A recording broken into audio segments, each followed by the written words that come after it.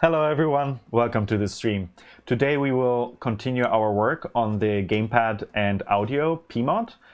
As you remember, not so long ago, actually probably quite a while ago, we were working on this, which is these pods that connect to this Pmod, which allows us to connect Super Nintendo gamepads to the iCEBreaker or any other FPGA that has Pmods as a connection interface.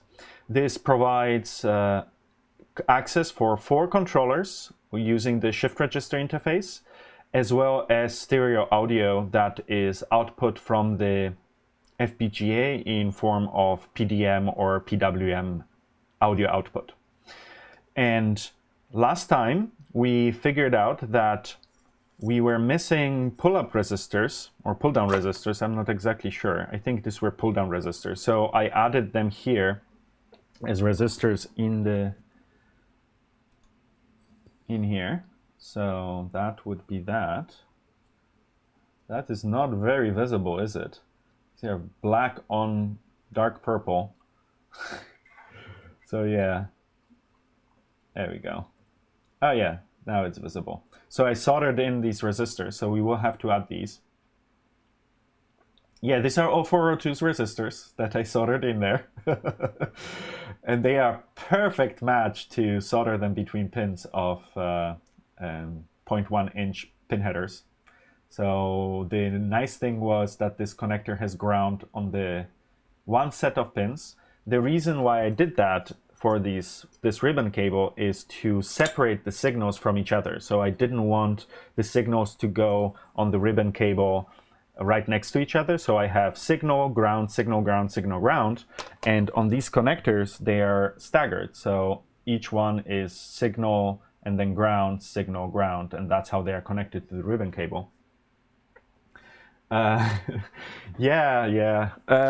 this was actually very easy for the 0402s. It's like I find the 0402s really not a big problem, especially most of the stuff I do with reflow, and this is how the top side was done on one of the previous streams. I think I streamed me putting this board together. So we have the level shifters here and capacitors. This is all 0402 assembly and these DFN level shifters on here. So that would be that. And this is the audio section, and these are the huge capacitors because you need bigger capacitors for audio stuff, for audiophile quality. I'm laughing because it's just silly, but yeah. Anyway, so that worked out great. So we will keep everything pretty much the way it is. The only thing we will do is add those resistors to. So when there is no gamepad connected, I want the signals all to be low. This means if you are just shifting data out, you always get zeros. This is a nice thing. This way you can detect if a gamepad is connected, because the default state in the gamepad is actually high, so they're all pulled up. That's true. for your bassy sounds. Yeah, no. I am laughing a little bit, but it's no. And I was very concerned with using ceramics in the first place, anyways. So I actually designed this board to have footprints that can accept also higher quality foil capacitors in the same footprint. So they exist in that footprint. So that's why I chose this larger footprints. It was to have the headroom to put in better quality capacitors there.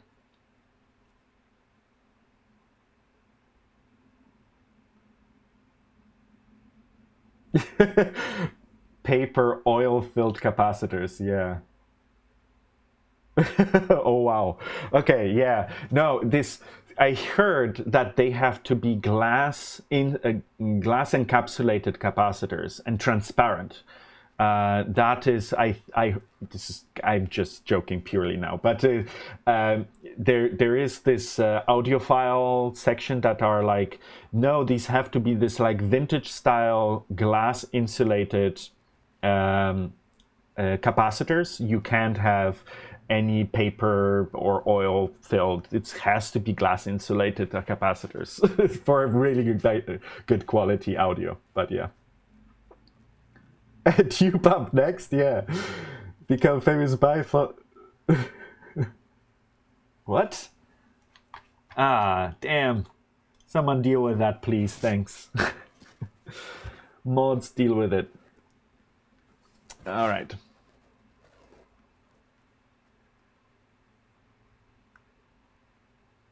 Evacuated capacitors, yeah. Vacuum capacitors.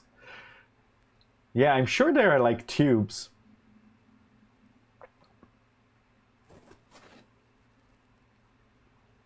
Thank you, Jordy. Thank you. All right. This, I am not used to it yet. It's like the getting spam in the chat is something I still will probably over time have to get used to, and we all will have to get used to dealing with it. But yeah, I have not had anything like that for quite a while, which was surprising. Yeah, it's very lucky. I don't know why. But yeah, let's knock on plastic, right? On anti-static mat. Knock on the anti-static mat.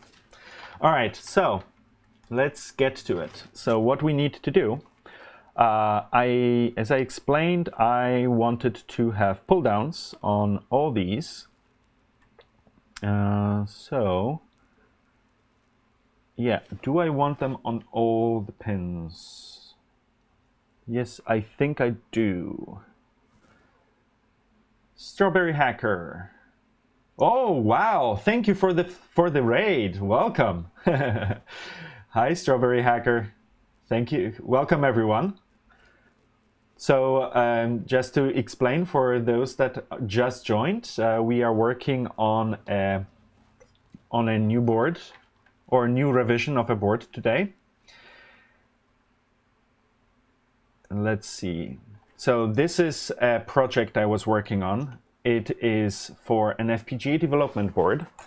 It allows you to connect to this iCEBreaker FPGA a special board that allows us to connect SNES controllers to the FPGA so that we can simulate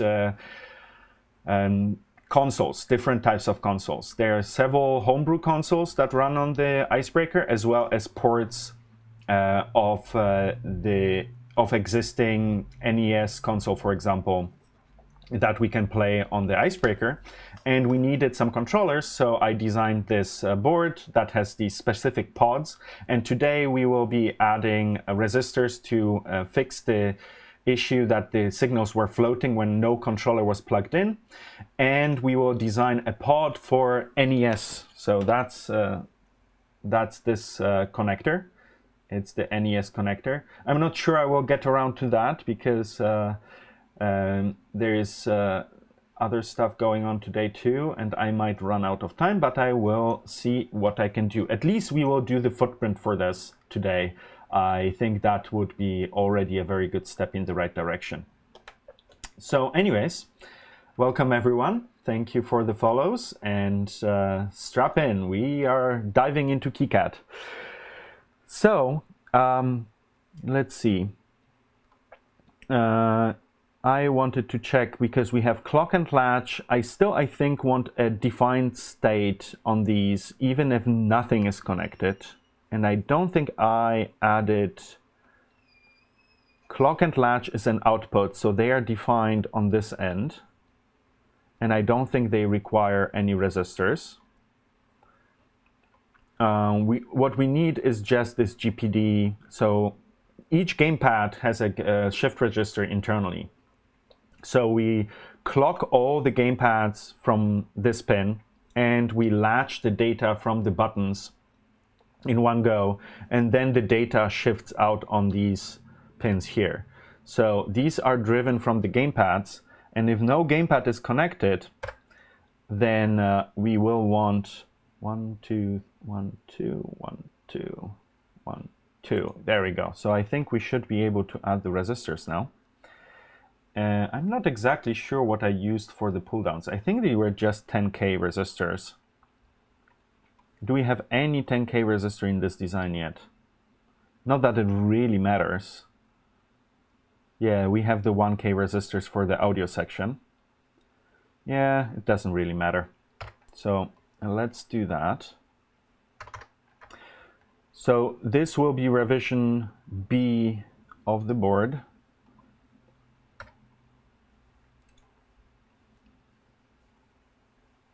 And we should edit the value and make it a 10K. I think that is safer than 1K. Thank you for the follow, UU7A. Welcome. Welcome to the stream. So that would be that. Let's make multiple copies. I could... So the interesting part will be here. How do we fit those resistors into the design? I think what I will do is actually move these would be one way. Yeah, the 0402 should fit here. If I move this slightly to the side, I should be able to have resistor up and down on the right side. So that should fit. So I should have them in discrete, not have a gang resistor added, because that would be the alternative, to use a 4-in-1 package for the resistors. But I think in this case it would work. Timon, welcome to the stream. Hey, hey, hey. Is Unexpected Maker already done with his stream, or what happened? Or are you just double wielding streams? I know you also hang out on Unexpected Maker's stream, so that's why I'm asking.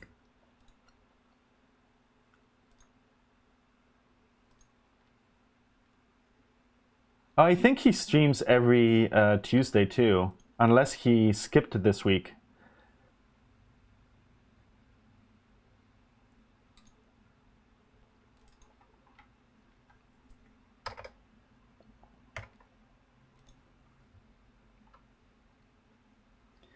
But yeah, there we go. So that's pretty much it. That was easy to add those resistors. So we have 10Ks here. Very good. And now we press F8, and then we can annotate them and update the PCB. Close. There we go. So we have 4 resistors. Let's see. Move. So this will fit, I think. Yeah, but we need the space there.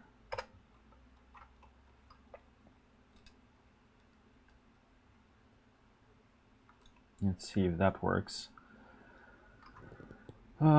This will be fun because the traces need to be... Can I deselect these? All right. So let's see. How far can we go?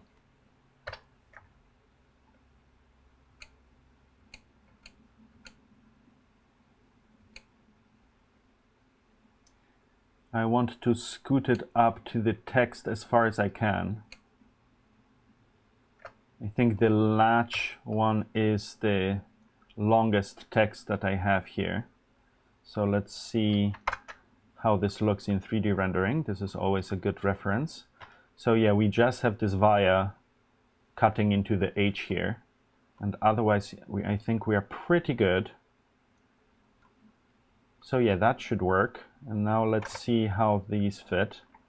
Yeah, I will have to redo the traces here. That's fine.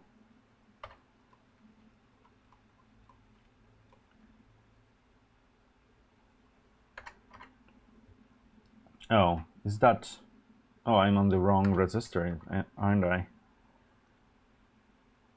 So yeah, I think that will have to go like this. But let's see if I can find a resistor that fits in there. There we go.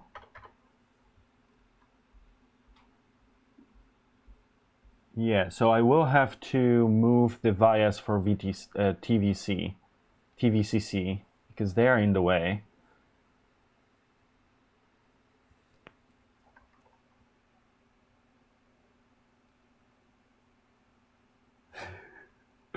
Oh yeah. Yeah. Thanks, Timon. That's a good update there. Yeah, he does stream. It really depends on what he's working on. Sometimes he's just working on stuff. Sometimes he's not. So we already did the section with the updates that is more talky earlier today. I will have them archived, obviously, later. So if you're interested in community updates, you will be able to find them later. All right, so let's see. What happened here? I heard a notification. Parfus, welcome to the stream. Thank you for the follow. Okay, there we go. Yeah, like layout chill-out streams are always nicer for stuff where... What happened? Oh, that threw me off for a second there. Yeah, this will not work, will it? Yeah, I will have to delete this because it created these weird traces here. Yeah, the predictive router here will not be happy with this. So I should probably delete this. But I should check the distances first, right? Yeah, I have to move this. Ah, this is not what I wanted to move. I wanted to move this. Why is it TVCC? Oh, right. Because it's on the intersection here. And it automatically decided that it should be TVCC now. Oh, stupid. What happens if I do this? This will not work, will it? No, it will not work. Because this will collide. Oh no, it will not collide on this one. It will collide on the next one. Ground. This is still ground. Anyways, I wanted to make sure that the distance works here. Yeah, that will work.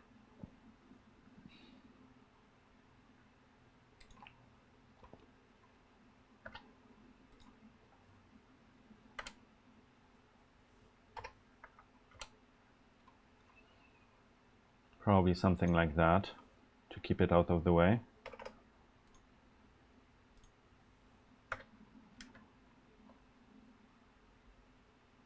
Yeah? Yeah, that works. That is not colliding. Yep. And I think we have enough clearance for the connector here. Alt 3, let's see. Yeah, that looks fine. That fits in here nicely. That's good. The J3, oh yeah, I should fix that. Edit footprint, let's fix it. This, delete. This, fab, okay. That was a mistake I left. Vivax, hey. Welcome to the stream. Yeah, I can force, yes, that's a good point, CyberMarble. That's true. I can force it by just going on the via and editing it. So here, if I go on here, I can force it to be ground, for example. So yeah, I should bring the keyboard indicator back eventually at a future stream. Oh, why this is broken here. There we go. Let's do this. Reconnect stuff. Reconnect. TVCC. And I have to move the planes to match the new positions. Yes, let's see.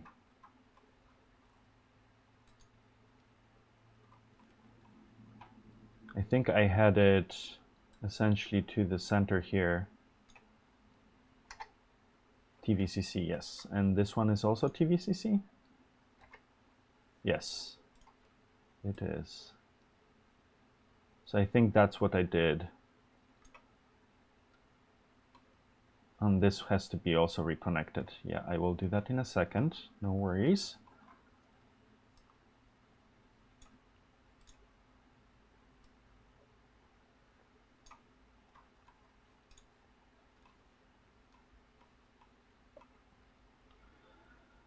I have to get this resistor also moved. There we go.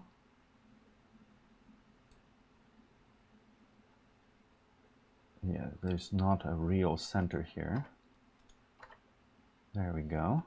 That should work. And the TVCC has to be moved.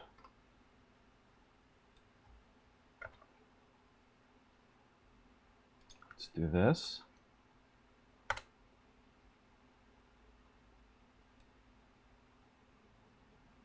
Let's see if that works.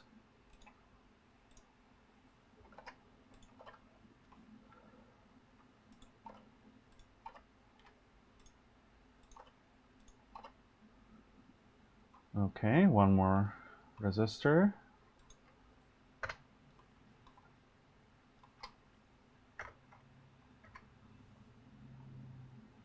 There we go. That is not fitting. There we go. There we go. That's working.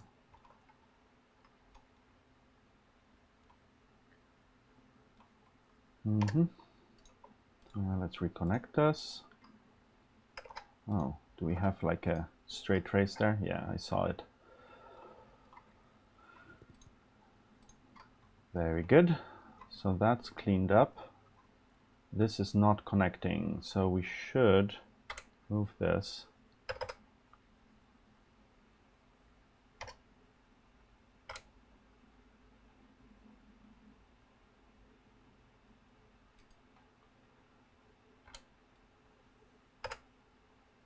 Just move, just like we did here.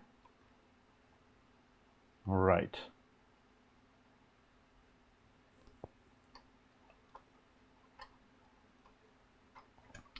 Okay, let's see if I do, yep, perfect. If I did the fill, that works out great. Now let's do this, and then this, and then this, and then this. Very nice.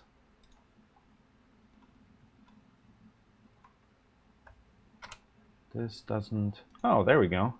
Very nice. Okie dokie, that went quick. Easy peasy. Oh yeah, we need to connect this guy here. I think that was connected anyways because of the fill. Yeah, that went fast, I think. I don't think we have that set up, the commands. It's like there is uptime for sure. I should have listed that. Yeah, this is another thing I have to deal with the chatbot commands to list them. I should do that. There are a few that I set up, but I didn't think of documenting that yet. I'm sorry about that. All three, there we go. So yeah, we have the pull downs. I think that would be it. So we can move on to the NES pod. I don't think we needed to change anything else. It's like if like one of the users, it's like I think Sylvain, you have one of those too. If there's anything I should change beyond the pull down resistors, let me know. Alrighty, so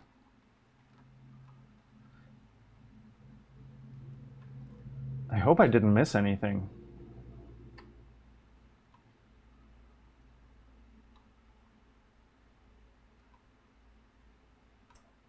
Yeah.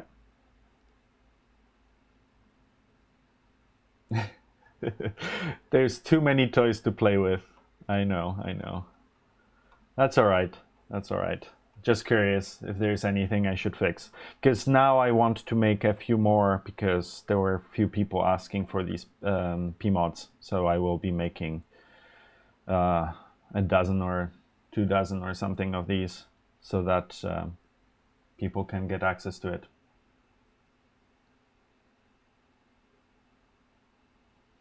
Yeah, I figured at some point that Creative Commons is good to convey the intention of the project well enough, and that's what I went with, because all this stuff is essentially at the end pretty futile. You can only communicate what you want people to do with it, but not much more than that. Yeah, there we go. Okay, so let's close this. So we have this finished. So let's take another look at this. This looks good. On the back, it looks good too.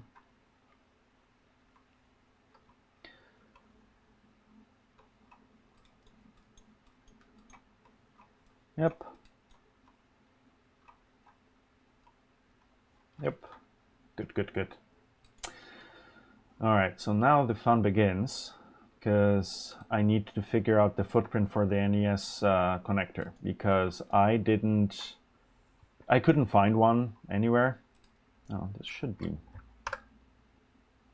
like this. Now it's correct. Should probably also move these, right? Like this. Yeah, that looks nicer. Okay, so I will take a very, very short break, and then we will dive into the NES pod, but I don't think there are files in there. Yeah, we have to copy the SNES pod and convert it to the NES pod. I think that is the reasonable thing to do. Okay, so I'll be right back, and we'll be gone very shortly. So, see you in a minute.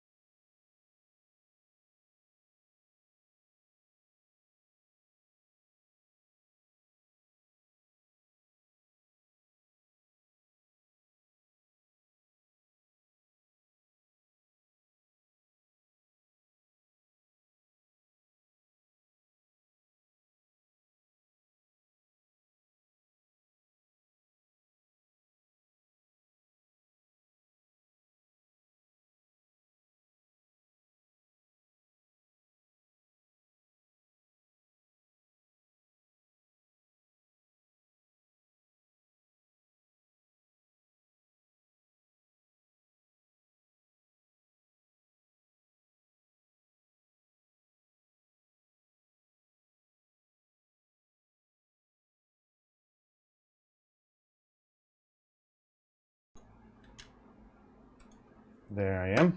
Welcome back.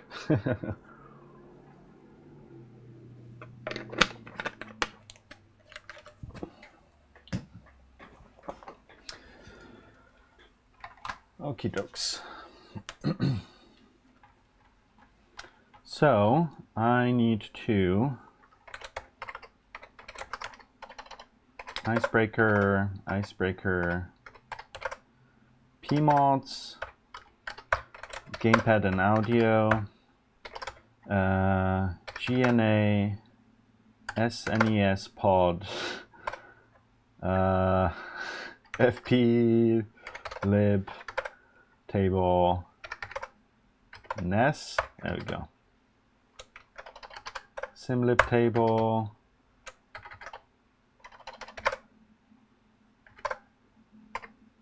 Project. KiCad PCB and schematic, right?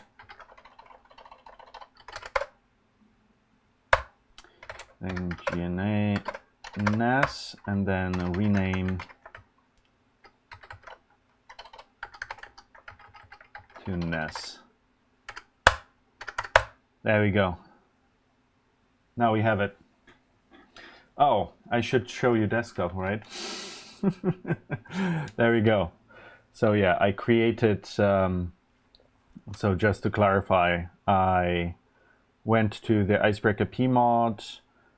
I took the SNES pod, which is this guy, and then copied over the footprint library table, symbol library table. These are the files that contain essentially the paths to my local library with a bunch of stuff.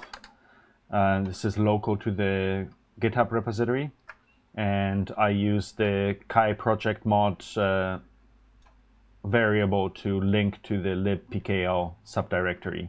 So this is how I link my local pkl library, so pretty KiCad libs, into the project.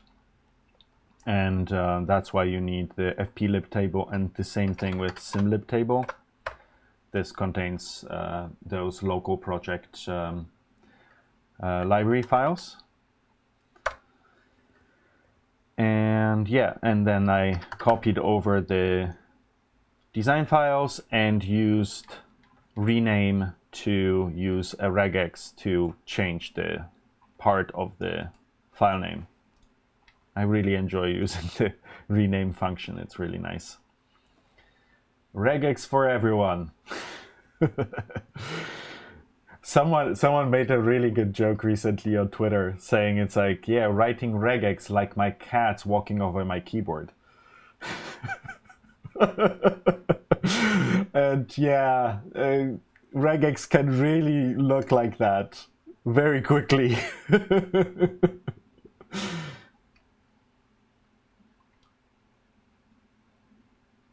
Donkers, welcome. Yeah. Timon knows. I'm glad. I'm not the only one that is feels the reality of writing regex.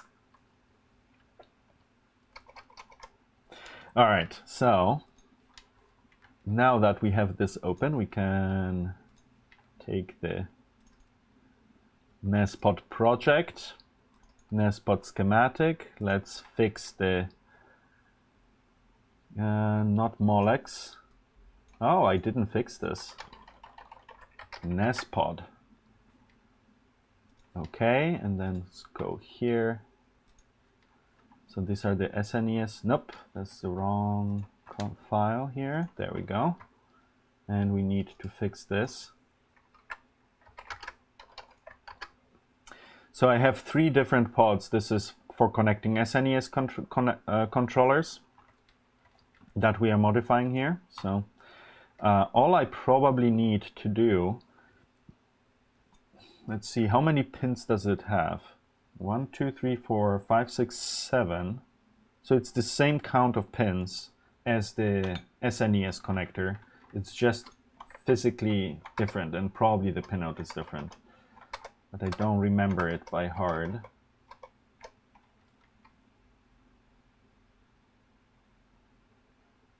Your first year with JavaScript means basically writing regex all day. Oh my god, yeah.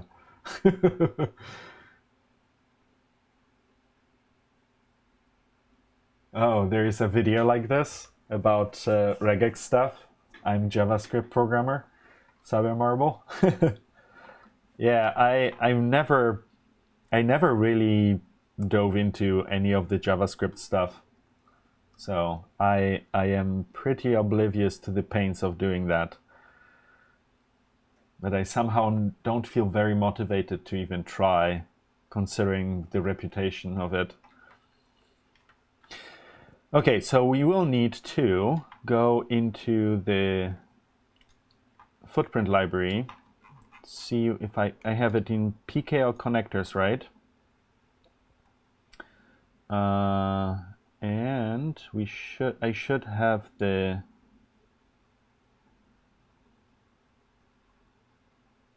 do I have this in here? SNES, there we go. So that's the SNES one. And now we have to convert it to an NES one with the correct dimensions and the mounting pegs. The mounting pegs probably will be the most painful part. Yeah, I am really curious when I learned about regex. I think it was before college, when I was writing the group web chat for the hackerspace before hackerspace was a term.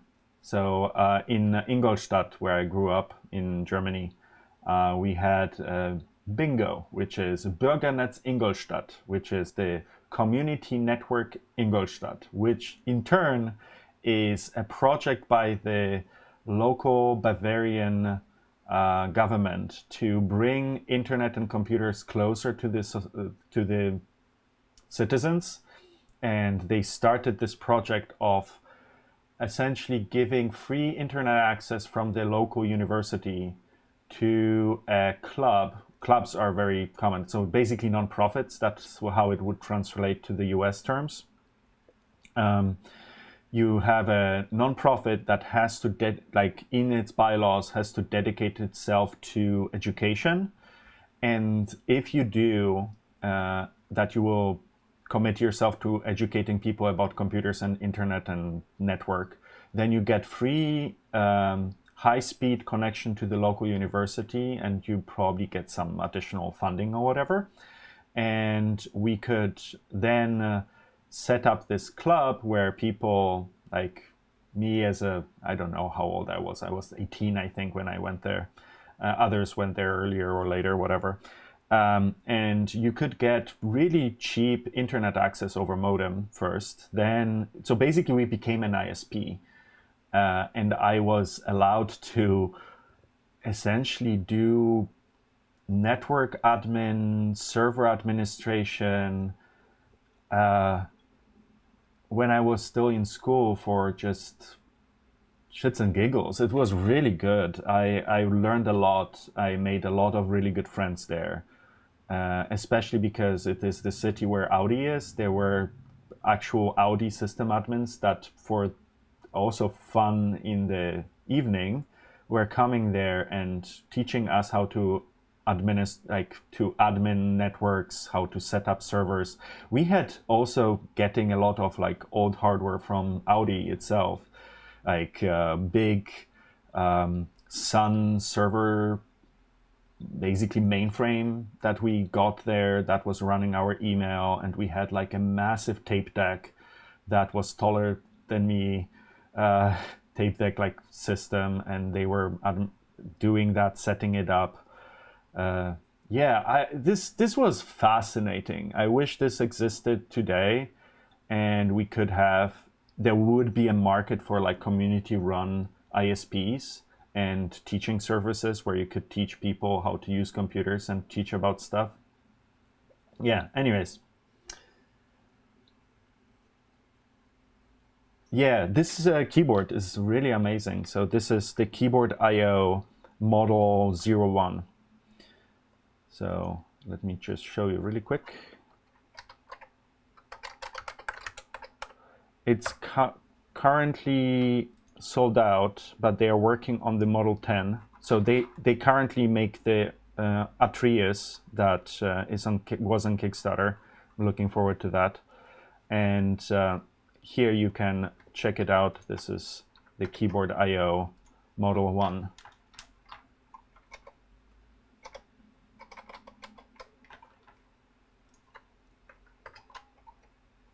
Ah, wrong link.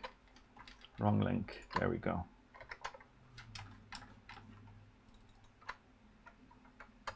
There you go.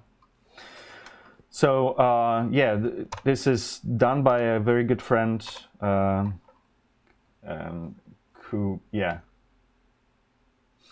So this is running, the firmware on this is, what is it called? Not Chrysalis. Chrysalis is the UI for editing this. And the firmware is also started by Jesse and Kaya, who are the people behind Keyboard I/O. And there are multiple other keyboards by now that are also using that firmware, which what was the name of that firmware code is here? So very open source. So I think it is currently on Arduino, which I bemoan massively, but it is what it is. I'm sure it could be ported, the firmware, to other Arduino supported platforms too, without too much trouble. But yeah, this is based on Kaleidoscope. That's the name. There we go. So it is, the firmware is based on Kaleidoscope, which is also their own firmware for this. And it's they have several full-time developers working on this. So it is a very good basis for keyboard firmware, which is very nice. And it's open source and whatnot. So yeah, I can recommend that you check it out and the projects that the Keyboard I/O people are doing. I really love that keyboard. It's very, like, I jumped into the ergonomic keyboard stuff with this keyboard for the first time, and it definitely helps with my carpal tunnel, oncoming carpal tunnel.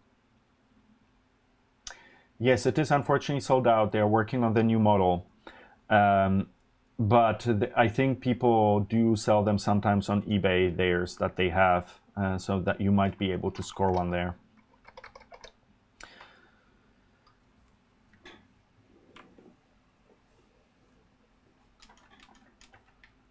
Oh, you can run the QMK firmware on this, or is the QMK firmware as well? So it is like you ported QMK firmware onto the Keyboard I/O board?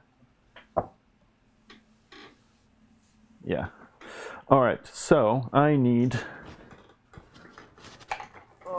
stretch. So I will need to do some measurements here because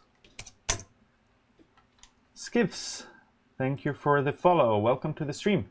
Oh, Twitch Prime, thank you so much for the subscription. I really appreciate that. That does help a lot. Thank you so much. All right, so let's see.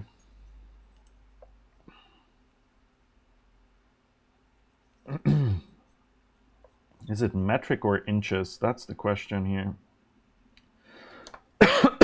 Oh my goodness. Dry throat, not good.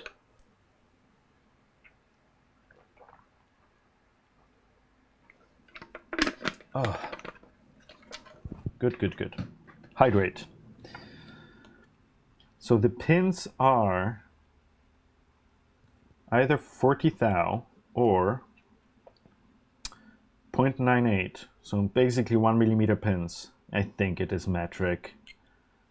It's the question. I don't know if this connector is metric or not. That's the issue here. Let's see. So it looks to me like a 1 millimeter thing. I'm not sure this is visible. I need to change the battery, I know. But the battery is always empty in this thing. It only lasts for like a week on new batteries and then it starts blinking. Cheapo calipers. That's the problem. Yeah, it's always the other one. That's right. There we go. So that's that. So if it is 1 millimeter, what is the distance between the pins? If I subtract 1, so it is 3, so 4 millimeters? Yeah, it's 4 millimeters. distance between pins. I think.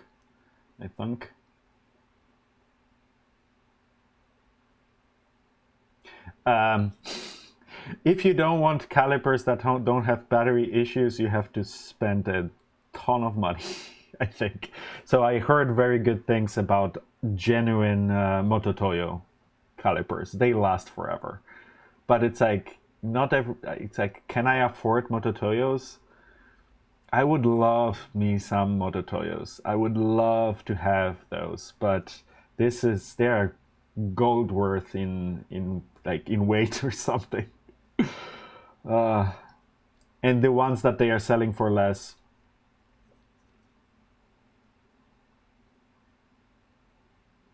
Yeah, they definitely are worth it. I know, Timon. I need to finally just bite the bullet and buy them.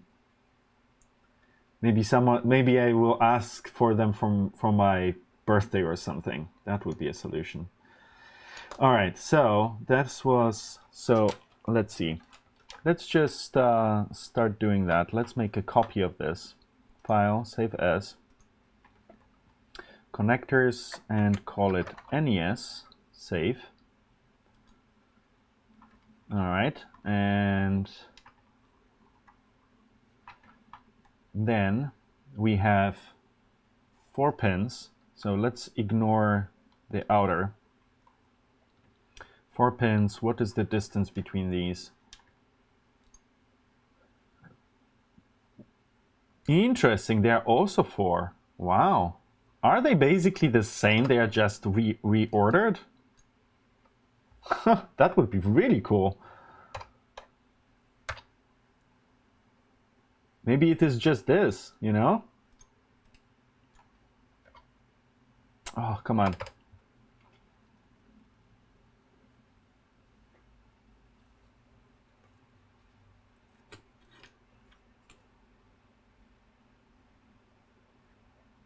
Oh, if you 0. Oh, that's actually a very good tip. So I measure it.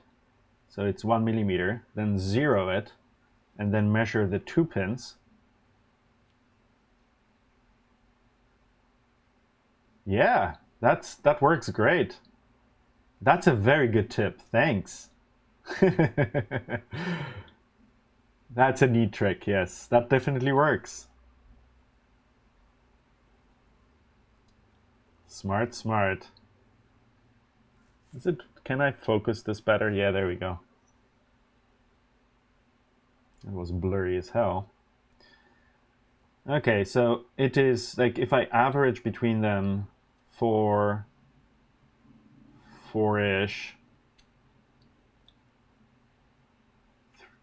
4-ish, yes. So I think they are 4 here. So this would be the same as the top row there. And the difficult part is now measure this distance without like getting false measurement. Ah, God. I'd rather do it under the microscope, I guess, to get this step distance right. Seems like a 3, if you ask me. Yeah, and I'm measuring from the outside of these. Yeah, 3. Should be close enough. So let's do this. So we have this, and let's move.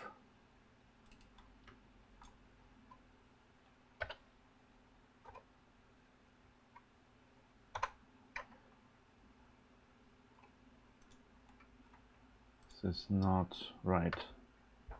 There we go. There we go. And the distance should be the same. So yeah, I am designing it in this orientation, like having the connector just facing down, I think. Oh, one thing we could do is actually look at the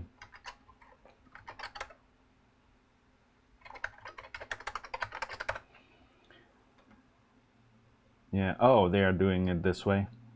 It really depends where you're looking. 1, 2, 3, 4. They also have 5, 6, 7. So this is also the order that some people number them.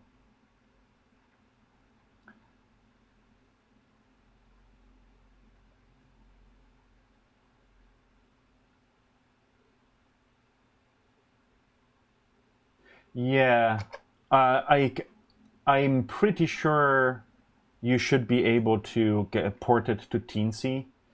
I would assume. I can't imagine that this will be a big project to port. Maybe it is even already supported to run it at least on the Teensy. So I did talk to Jesse many times, and it's like he's very risk averse regarding the boards. So that's why they are still using Arduino, because they were getting this is which Teensy? Any of the ARM Teensies? I mean, it's like not the AVR Teensies. Like 3.1 or whatever it is, Teensy 3.1. Yeah, I know it is Arduino, but it's like I think the Kaleidoscope firmware should be easily movable on an ARM on there. That's all I wanted to say.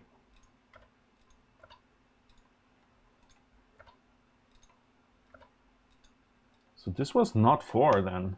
That's weird. Let's try the trick here again. 0. Yeah, it is less than 4 millimeters distance here. It's 3.5.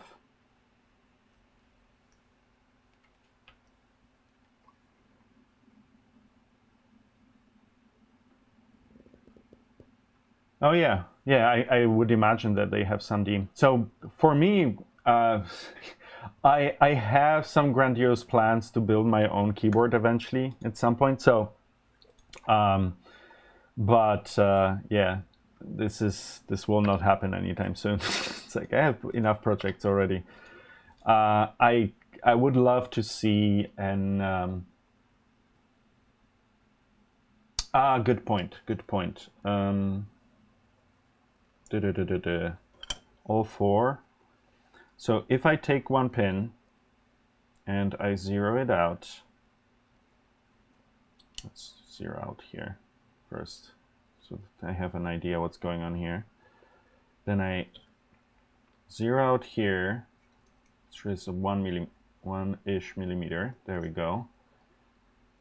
This is 3.7, and if I go across all of them, 11.93, so 12 divided by 3, correct? So this should be 4. It's very, very close to 4. So I assume it is 4 at the end.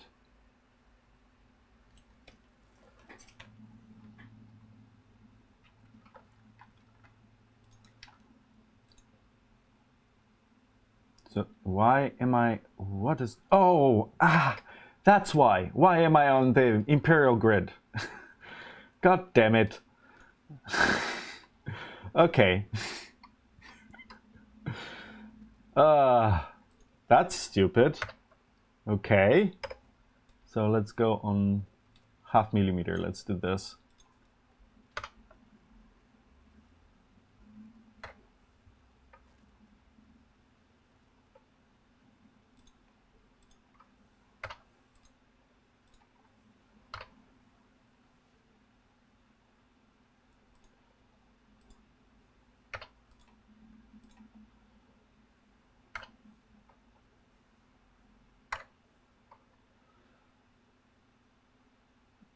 Space for 4 there.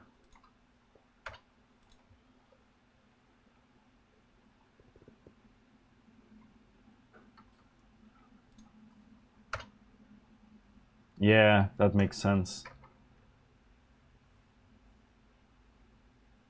4.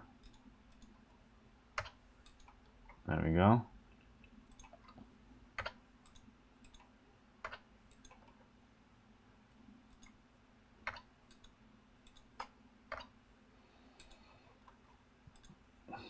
And then we have to also make sure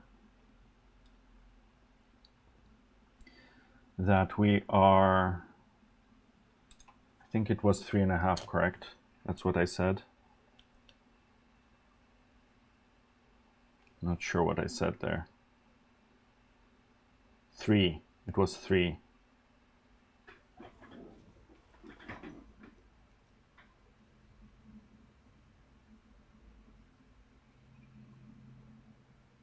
Yeah, it's 3-ish.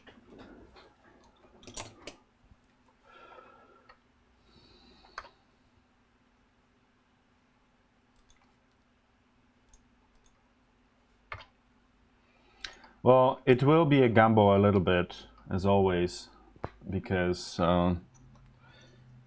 if you don't have a mechanical drawing for this, it will always be difficult. But it does look narrower. Yeah, definitely. It is narrower this way than this way, if I look at this. So it's like if you look at this way, and then you look at this. So yeah, this is wider, this is narrower. So it should be, it makes sense that it is, one is 3, one is 4.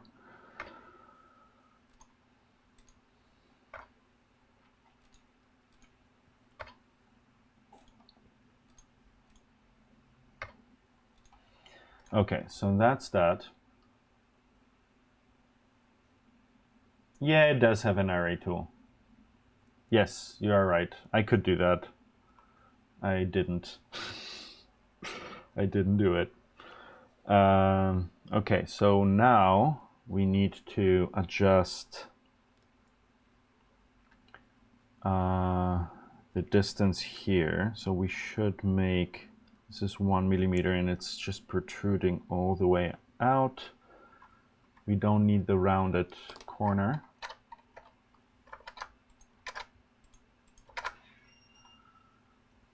We can, which layer is this? Oh, this is silkscreen, correct? F-silk, yep. And this is drawing, F-fab, yes, correct. So if I go here, this is essentially, oh, what is the pin size? Because the pin size is bigger. Hole size is 1.4. I think 1.2 should be enough for these, or should I just leave it oversized to give myself enough space? I think I should just leave them nice and chunky, the holes, to make it easy, because they're thinner than the ones on the SNES connector. Yes, they're definitely thinner. So the SNES connector uses, what? I meant to zero it, not switch it off. The pins are, what are they? Like 1.5 millimeters? What? Are you serious? And they still fit? No, 1.3. Yeah, that's fine. That makes more sense. Yeah, no, I will definitely make them bigger, but I just don't want to make them too bigger. So I think 0.2 is fine. Nice big pads. The question is, should I make the pads smaller? Because now I can do pads, copy pad properties, and now I can copy this, select these, and then right-click, pad, pads, paste pad properties, and then I can have them all adjusted. More traces. Jordi, you are now in the mode of iCEBreaker Bitsy, where it's like we are fighting for every 1/10 of a millimeter. Oh man, yeah. I could make them like this, right? But that's probably overdoing it. 2.5 versus 2.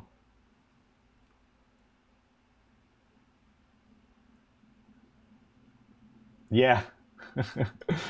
I hope we don't have to do that here. Yeah, but I think we should drop it to 0.5 by 0.5 millimeters. Why is it such a big difference now? The 0.5 millimeters here. 0.25. Does this look good? Is that a good ratio? Please don't lose your mind. We need your mind. 2.2. Yeah, to make it round. Yeah, let's do 2.2. Make it a round number. Yeah, 0.5 on each side. Yeah, yeah. Yeah, good, good. Let's do that. Let's do that. Let's do 2.2. Oh, and now I'm pads, copy pad properties. Now select all the pads, right click, pads, paste pad properties. Ba-bimp. Okay, cool. Cool, cool, cool, cool, right?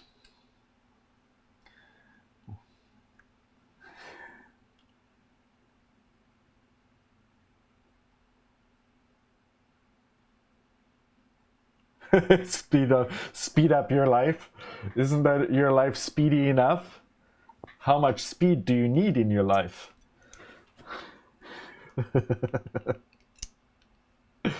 Yep. So 60 millimeters is this wide.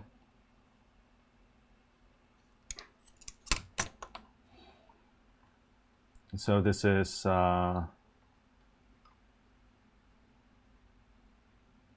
Pete Pandesal. Welcome to the stream. Gotta go fast. Yeah, it's gotta go fast, or like, what is it?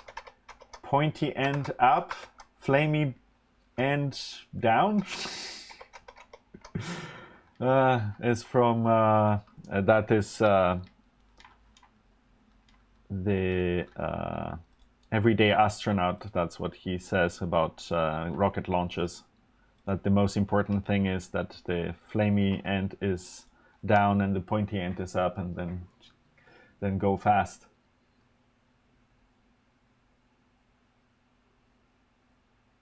Notification GIF? Yeah, it's very good. It's not mine. I stole it. I feel bad. But yeah, no, it's like one of these like assets that you can find everywhere where someone was soldering. It's very, very nice. Drag soldering.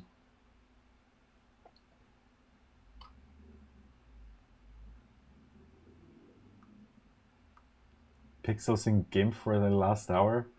What were you doing? Why are you editing single bits, single pixels? But pixel art is valid. Oh yeah, totally. Yes. Big props to pixel art. Oh, I love pixel art so much. iCEBreaker. Oh, wow. I'm excited. I'm looking forward to that. So yeah, we need to also make the diagrams. I guess we should, the diagrams, the pinout diagrams. So yeah, I'm curious what you will come up with. Yeah, so let's see.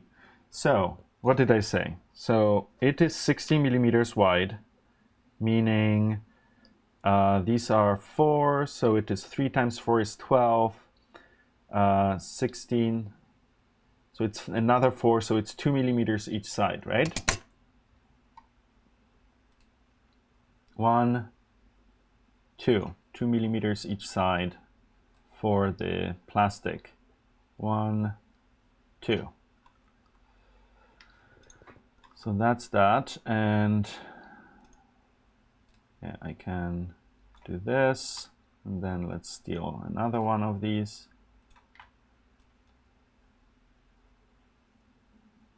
There we go. How long is it? That's the second question. It's not super important, but it would be nice to get it at least somewhere in the ballpark. 6 millimeters. Space and 6 millimeters. what's going on here? 5, 6 millimeters. There we go. Yep.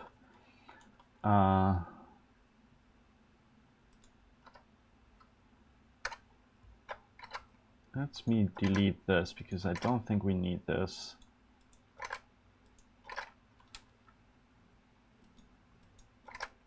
We will need to add the courtyard here. That's later. Let's just keep this. Yeah, I will need to get that 0.25 around. Yeah, let's do this. That's more than 2.5. It's 0.5 millimeters. Let's do 0.25.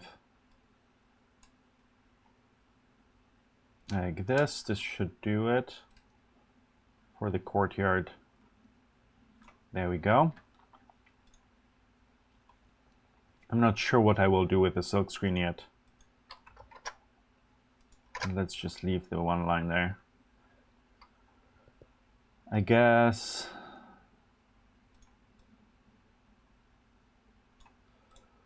Okay, so that's that. And then let's check the full width here. Full width is 24, 25. It says 24.8. 24.8.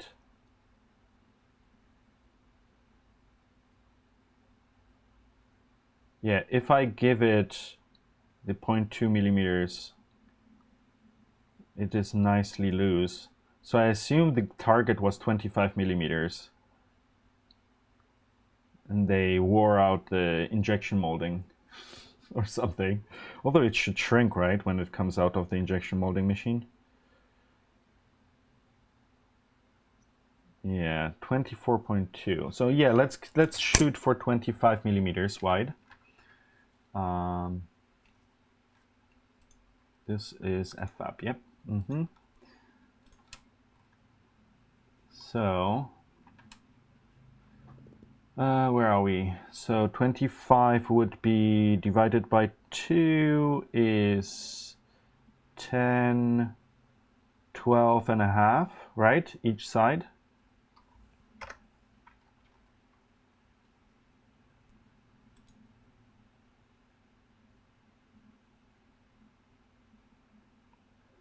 Why is this not reset?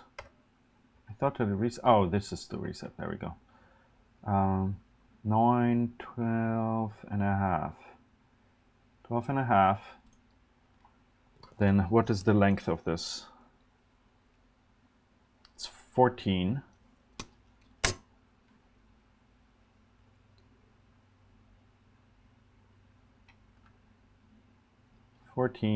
Like this. And now we go 12 and a half the other way.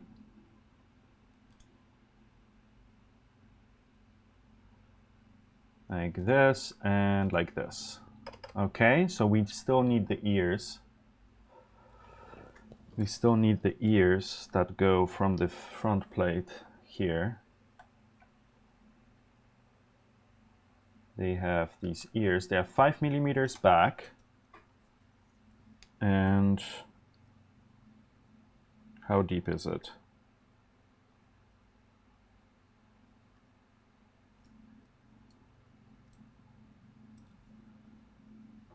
Two 2.7. 2.7.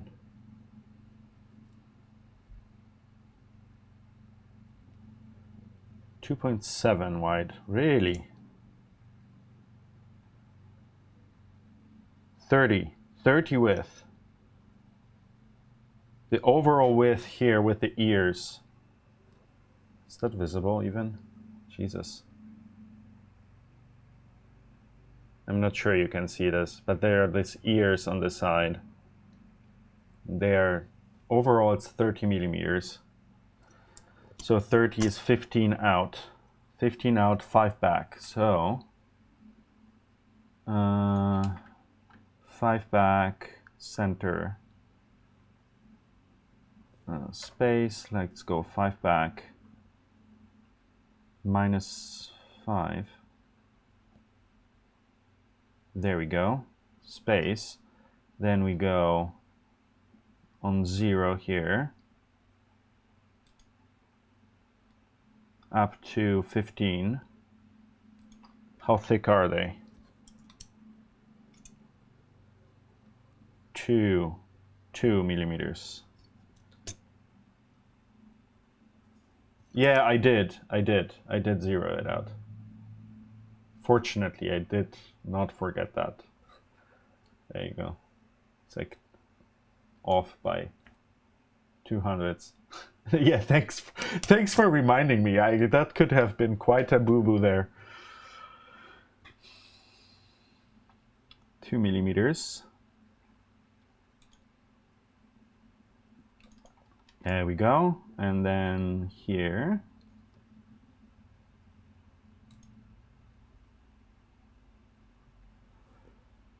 Uh, 15.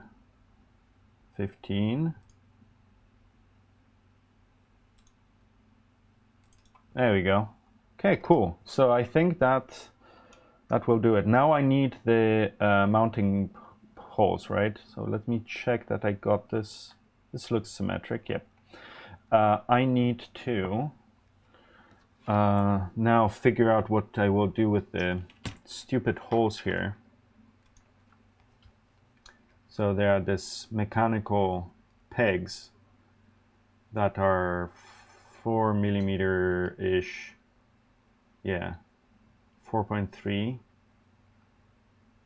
Okay, squeeze it. Do I go down to 4?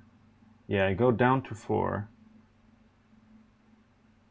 So maybe, and then it expands to like 4.3. This is really not very well visible. 4.3. If I squeeze it together, I get to less than 4. And what is the other direction? The other direction is 4. So this probably should be like a 4.1 millimeter hole. Let's do 4.1 and be generous. Make it floppy first and make it snug later. Let's do 4.1 holes, mechanical. And it is mounted in the very center. This is pretty obvious that this is in the center of this body here. Okay, so we need to place a pad. The question is, how far does it go to the edge? I think it's just flush.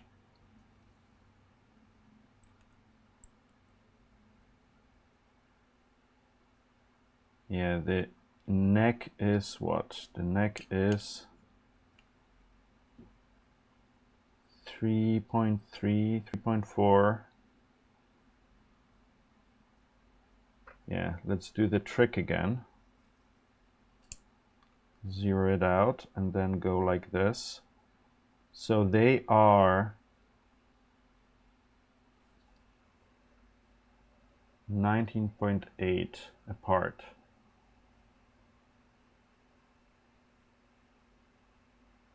Yeah, 4.1. Yeah, I will go with 4.1, I think.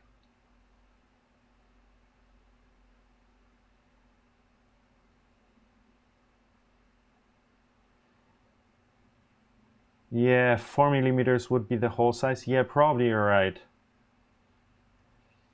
Yeah, this is the question. I don't exactly know what to go for to not make it completely impossible to mount them on the first try. Should I give them a little bit more slack or not? That's the question here. I err on the side of the 4.1 measurement. Okay, so the distance here is 19.8.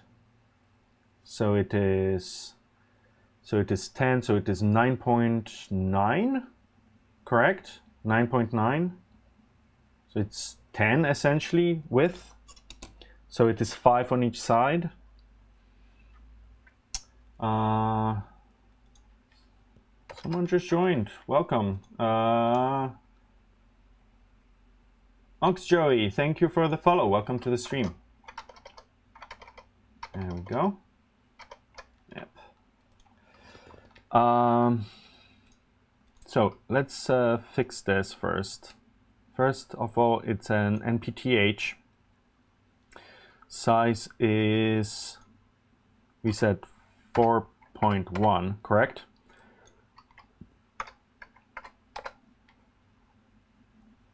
Okay. So that's mechanical. F mask, B mask, do we need that? I don't think we need to have mask on there. Yeah, I don't know. Okay. Yes, that's what I'm thinking. I think I should just go with something a little bit more loose first, and then when I see it's like, oh, we can go snugger, then go with snug. Okay, move, and let's measure this space. And then we have the length is 14, right? So it is 7. So if, oh, I should change the screen. There you go, sorry about that. So yeah, if you are curious what the hell I'm looking at, it's here in the low end is the relative measurement. So if I move this up and down, it's like I go into a reference position that I want to be at, and then press space, and this resets this to 0, and then I can use that as a relative measurement. This was all you got not so long ago. By now you have additional tools like the precision move in the right-click menu and stuff like that. So it is a little bit more flexible than it used to be. But this is the classical way of doing relative movements in KiCad. And I like that very much. It's like it's very intuitive. Okay, so one more thing. I need to space here, and then it should be 5 from the edge. No, 10, like we said, 10 from the edge. There we go. And then I can copy this and then move to the other side and have a 10 here too. So yeah, now it's centered. Yeah, the other thing that I really love about KiCad is this. I can move using my keyboard. I'm not sure you see it here. So the keyboard I/O uses overlays for arrow keys. So if you, I'm not sure you can see this here.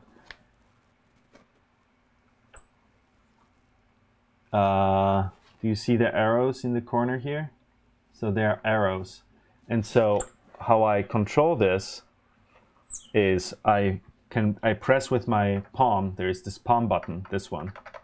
I press with my palm, and then I can use these arrow keys that are basically H, J, K, L, like in Vim, and move around. I didn't realize how convenient that is, that you don't have to look for the arrow keys somewhere on the right of the keyboard. Yeah, no, this is a button that you press with your palm, and then you can have an overlay for special keys. And there's arrow keys here. There's a mouse on the left side that I don't really use. So you can move the mouse. Let's see. No, I don't remember. It's like there's also keys on the left side for mouse movement. And then you have curly brackets, square brackets are also on that particular overlay. But yeah, that basically reduces the amount of keys you need, and it really works well.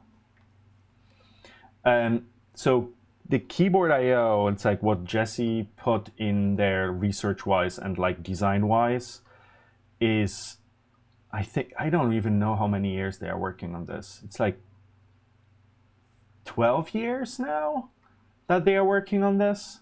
And this is based deeply on really minute research. This keyboard, how it is set up, is based on Japanese. So Japan was working on a new mainframe computer that was like the Volkscomputer, basically, for Japan. And part of that was the ergonomics of keyboards for computers that they put pretty massive amount of effort into. And that research Jesse poured into this keyboard to a big degree. So this is based on, like, not fully, there's of course a lot of adjustments, but it was based on a lot of that research.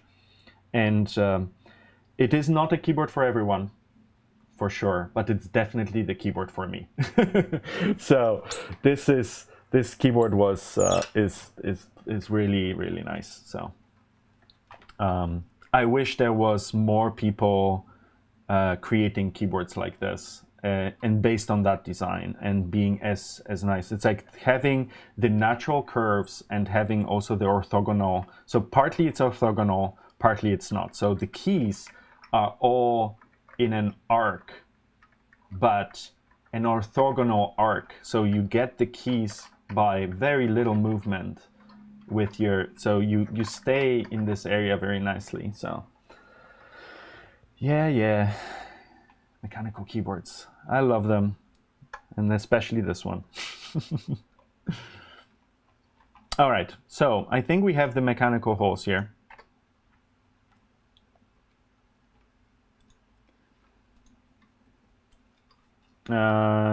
So I think we should be good. I will do the outline here, so let's finish that. Edge courtyard, front courtyard, yes, there we go. Let's give it the 0.25 traditional distance.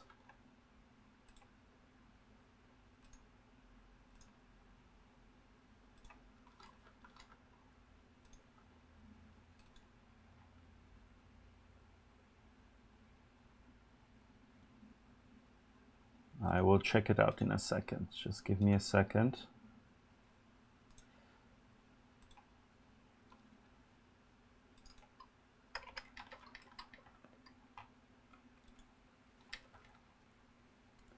Oh, that's neat.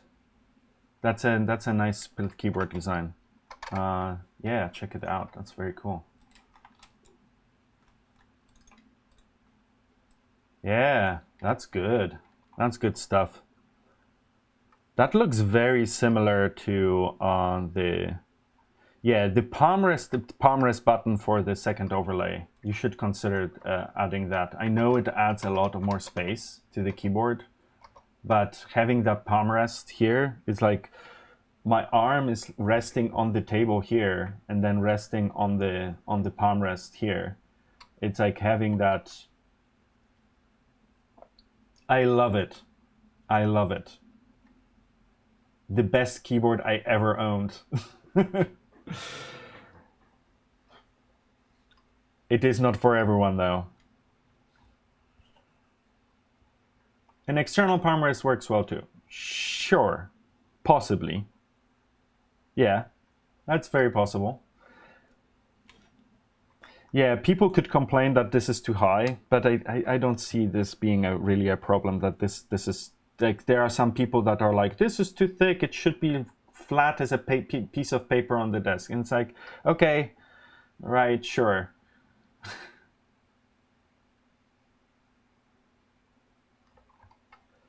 Key mouse, like the mouse with like a ton of keys on it. Yeah. Yeah, to each their own, you know? It's like everyone has their own requirements and needs. I would love to build a keyboard that is no compromise for me. It's like there are a few things that I would like to like improve on top of this keyboard. And it's like some of this stuff is silly stuff that it's like really doesn't matter. It's like what controller to use inside. It's like no one cares, and I shouldn't care either. It doesn't change the actual functionality of the keyboard. But then what I would love to see is PBT double shot keycaps for this, but it's like, this is expensive.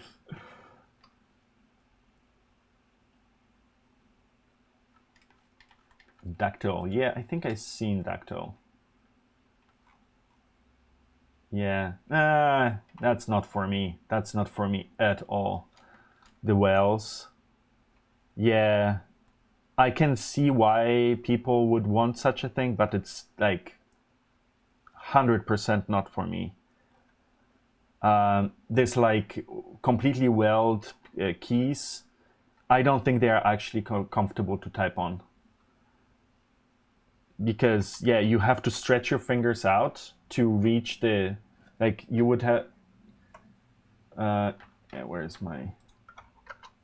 Don't have my monitor here. I need to see what I'm showing you.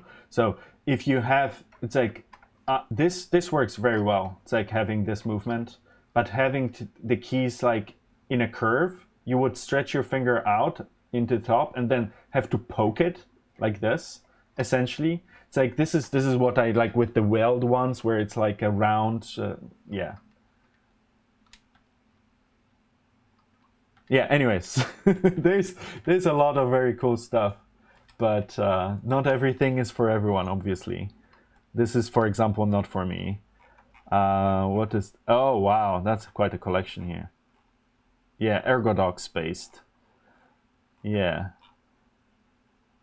Yeah, I would have probably gotten an Ergodox if the keyboard I/O didn't come out. This is closest thing to what I think is the keyboard I/O. Keyboardio, it's like whatever you pronounce it. But yeah, the ortho keyboards are nice. Yeah, there's a lot of stuff to play with. Yeah. What a tangent! What a tangent! Yeah, that's totally fine. I'm glad you're here. Thank you.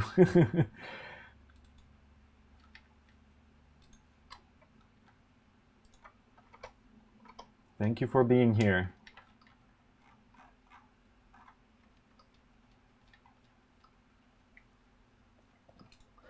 All right, so we have the button.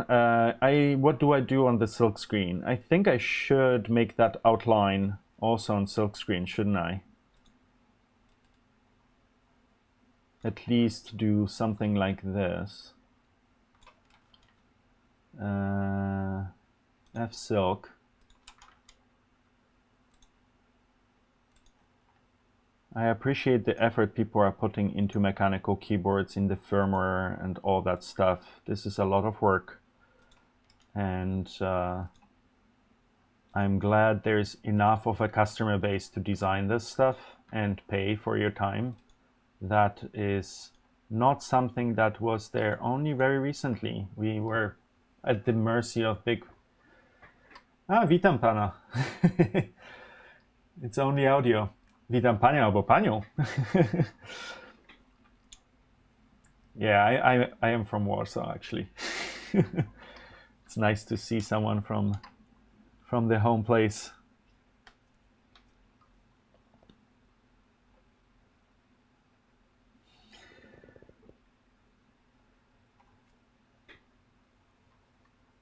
All right, so I think this would be enough on the silk screen there. So let's see, L3. Oh yeah, ooh, that 3D model is wrong for sure. So let's remove that for now, because we don't have the correct model. 3D settings. There we go.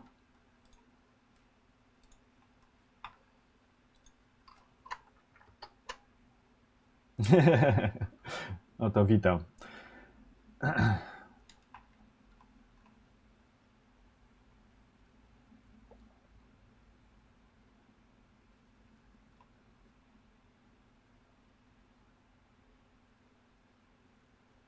Donkers is baffled.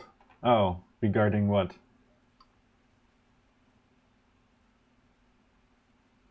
Oh, you guys are talking about keyboards still. I'm wondering if there are any wireless split keyboards. Yeah, I'm pretty sure there are. Yeah, I'm sure there are some in the list.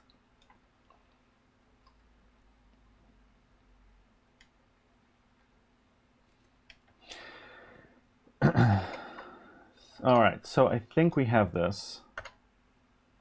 So let's move on to the board. So I have that. So now let's change this.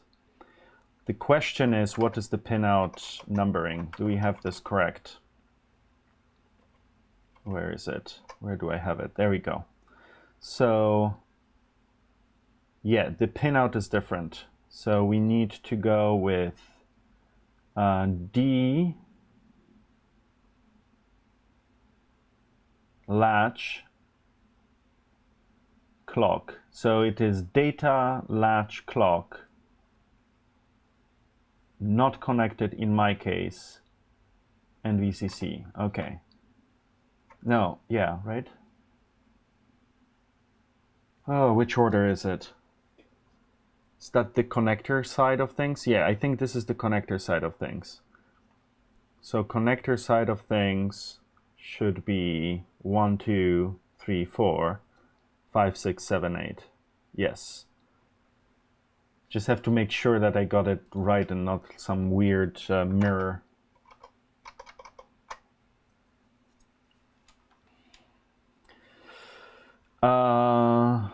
Yeah, not available. Yeah, so this is confirming it here in the left lower corner. So 1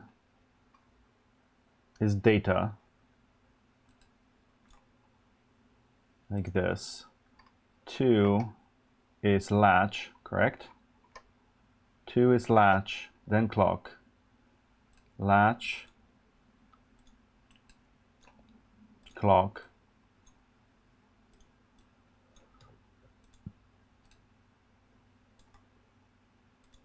And then not available, then VCC. Ground is next. Ground is next. Nothing, nothing, and then VCC. So I could flip this around vertically, and then we would be very close, right?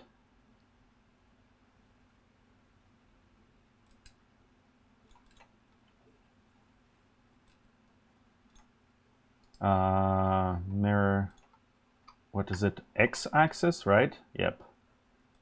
And these, yep. Ground is this one.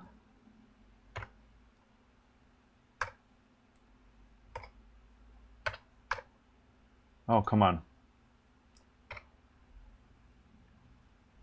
Like this. 1 would be GP 0. Oh, come on.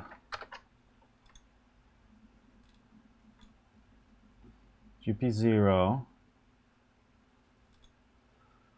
Latch. So it is essentially just number mirrored. Interesting. And shifted. Yeah.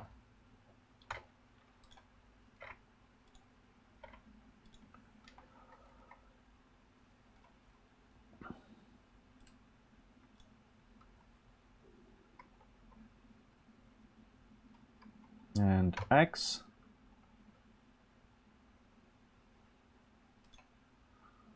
And then, whoop.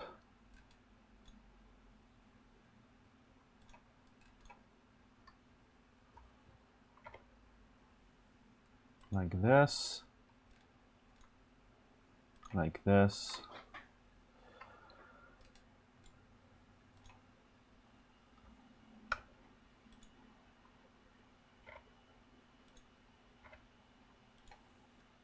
That's number 2.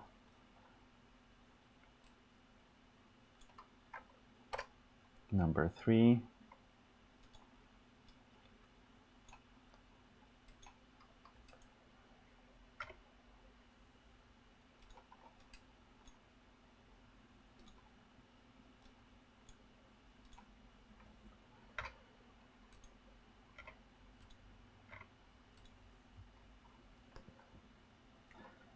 number 4 x.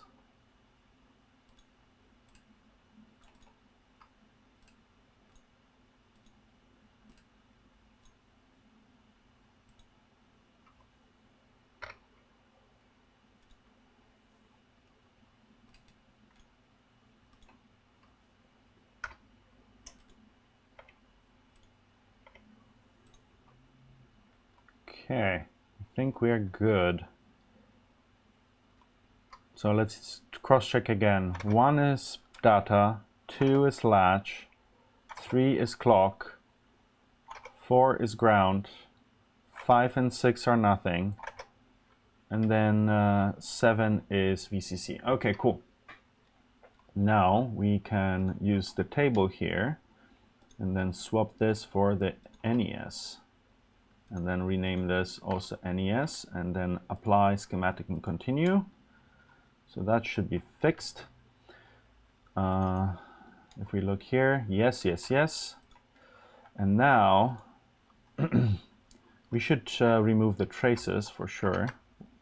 And we can remove the footprints here.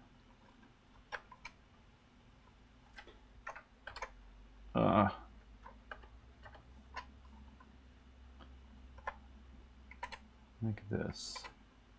Traces can be removed. We can move the...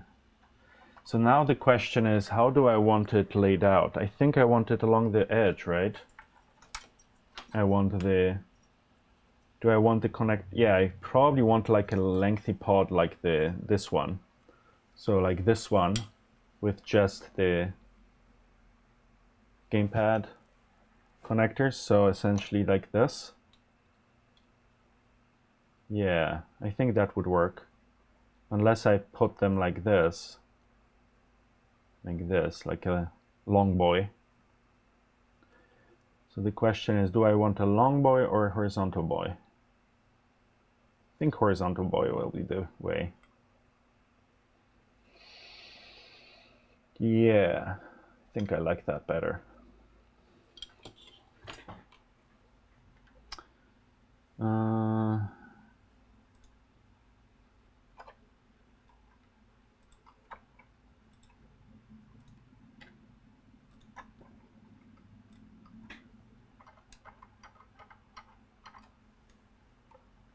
Look at this. Circular? Yeah, like those Game Boy distributors, like where you have the one cable and you have 4 players on a Game Boy, where they had this like puck, like a round puck that you could connect to. Additional 3 Game Boys, I think, or something. Yeah, they were neat. Yeah, I want this to be also compatible when you want to put it in a box, that you can somehow mount this. So this one would mount in a lid. So this one mounts in the lid of a box. This one mounts on the side of a box. And this one would also mount on the side of the box. So I think this one makes more sense, because then we can have NES and SNES connectors like this. And where this connector is, oh yeah, you are right. Might make more sense to connect it like just to the lower board instead of going on the back. So this is the current state of it. Yeah, not liking it.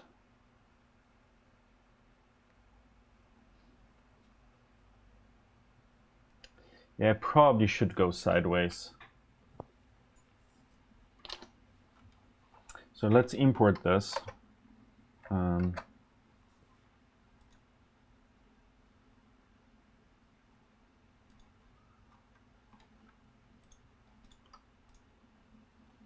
Is that U1? Yes.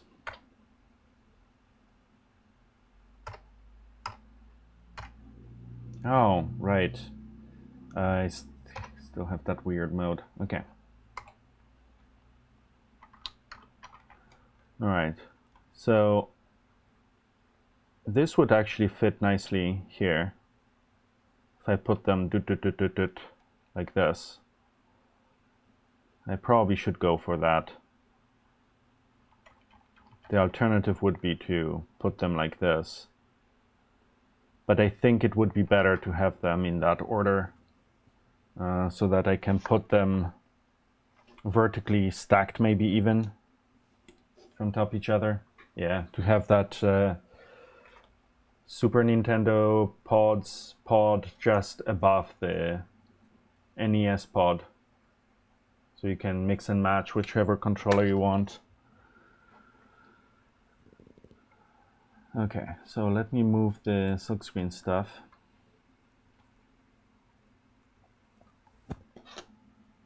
Right, the question is, do I want them this way or this way? Yeah.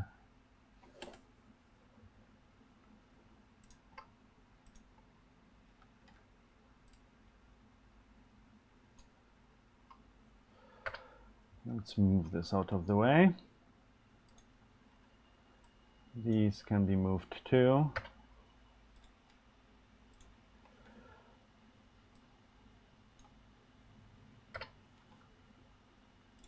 Okay. Now this should be fixed.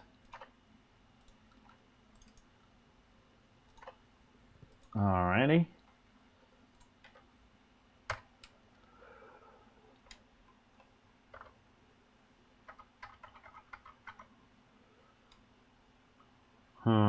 Let's see. GPD data, clock, and this. So I think this way will be better. Latch clock. Latch clock. This is the question. Does it really matter at the end if we do this way or if we do this way? I think this way is better. Just gut feeling type of thing.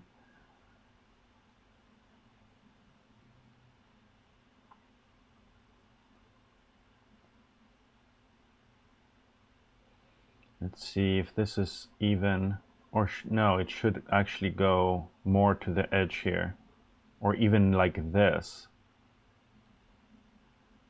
because this is the bulkhead. I think the tabs on the side go against the bulkhead, against the faceplate. This is the idea. So this should be to the edge of the PCB.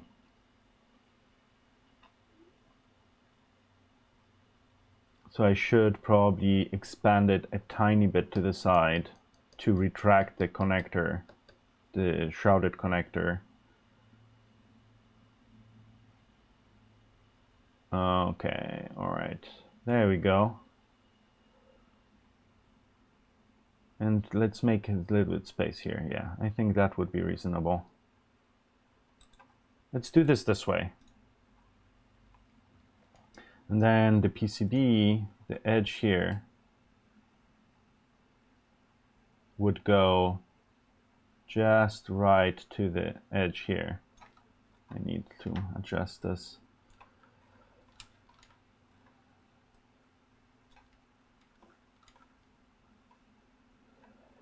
Is this correct? No, it's still not correct.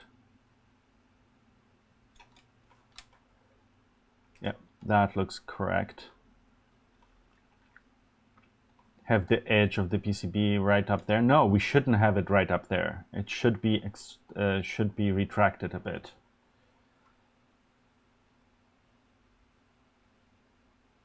Oh, SN5 cleared out.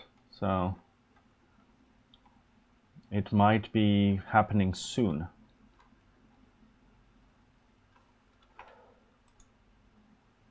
All right, so what do we have here? This is ground, yes? Okay, and this is on the top layer. Oh, no, it's on the bottom. That's why we have this nice, this is After Dark PCB, and it like on the back looks nice and fleshy. where it looks nice and black on the top. So yeah.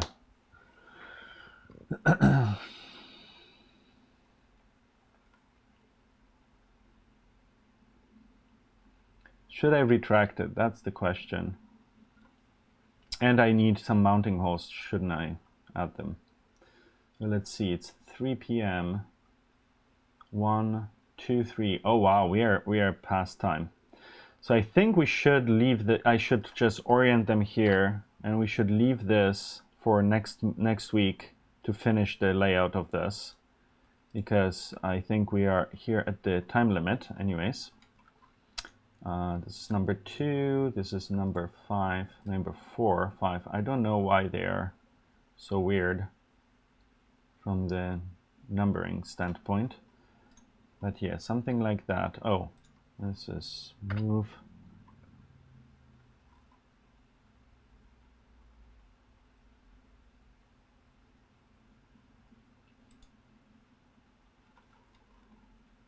Yeah, okay. 2 millimeters distance, that should be good enough. There we go. So this is essentially how it would look like.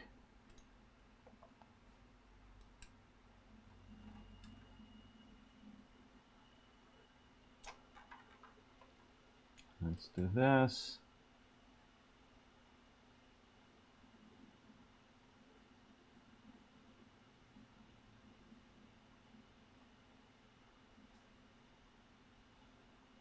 Oh, there we go.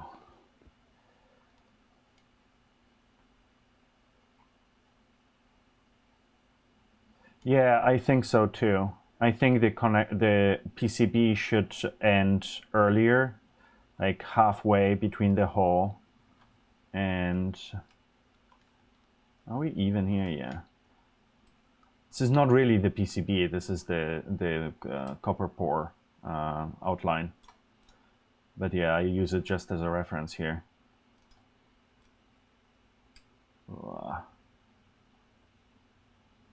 There we go. Something like that.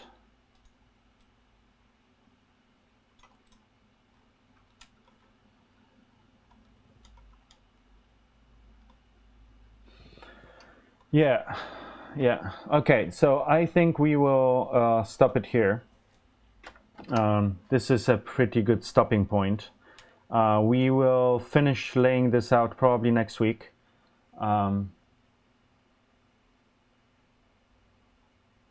There is. I think this is. It depends on your backend. So this is using GTK as a backend, and I think you can just change the GTK.